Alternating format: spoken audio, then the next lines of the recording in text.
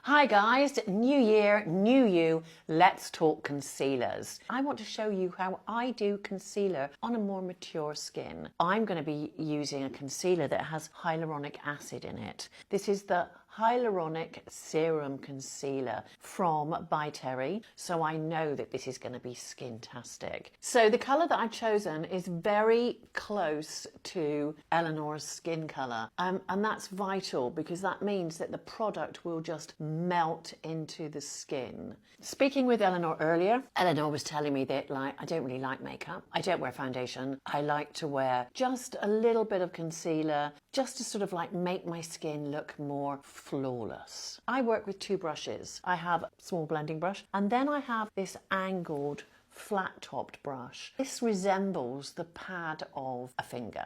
Where do we put the concealer? Well, first of all, what I like to do is get my client to bring her head down and then look in the mirror, and I can see where the darkness is under her eyes. The area to be concealed, it's quite blue here. I will be looking to put some concealer in there. There is a shadow here, so a little bit of concealer here will just help to lift the face. Also, you can put a little bit of concealer here. We are rolling back the years. I think that's a song, isn't it?